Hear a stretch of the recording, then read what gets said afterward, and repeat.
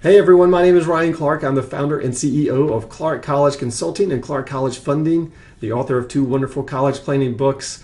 I've helped over 1,200 students select, apply, and finance college, and today we are going to talk about college size. Size does matter when it comes to college, and picking out a college and making sure it's a good fit. So we want to talk about the four different categories of the different size colleges that are out there. And what I'm talking about today is strictly undergraduate size. So we're just talking about undergraduate size, not the total size of colleges.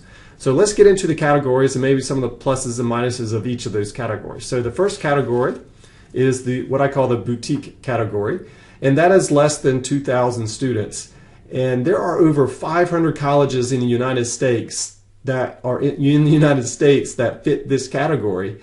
And this is ideal for what I call the participant learner.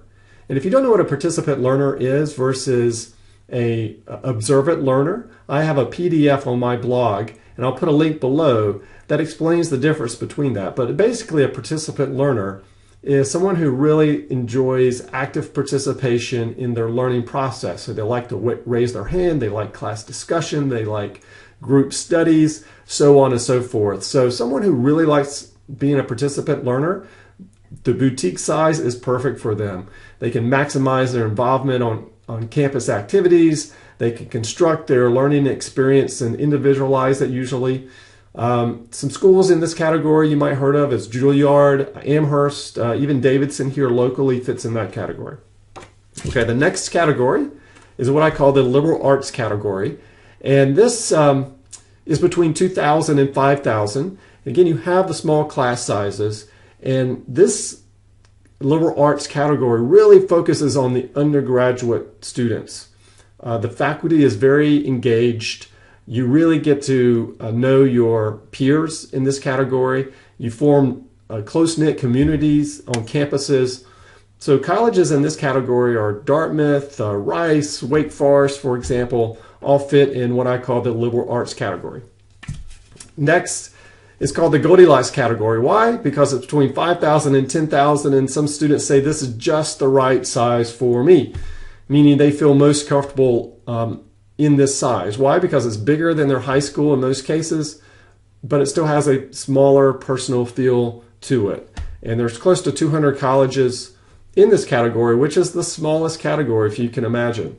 There are both public and private colleges that fit into this category.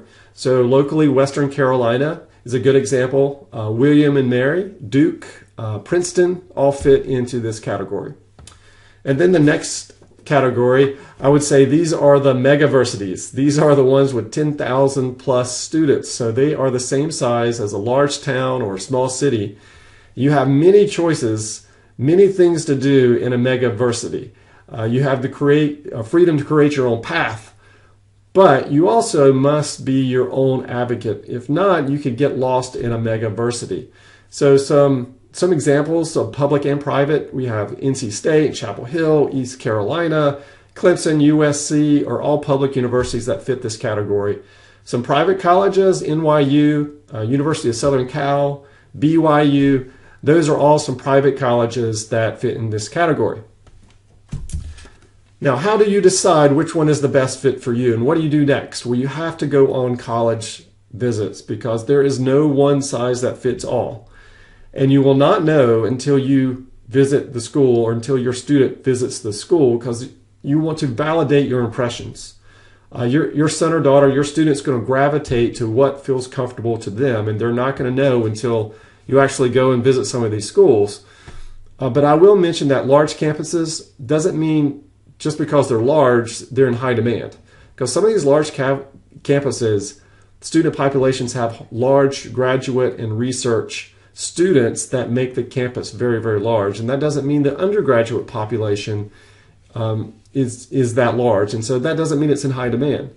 Not only that, small colleges doesn't mean you have to go to a small college just to go to small class sizes. You can go to a large university, these megaversities, if you will, and get small class sizes, especially if you get into an honors program or as you progress and you take more of your majors, your concentrated major classes, the classes tend to get smaller as well.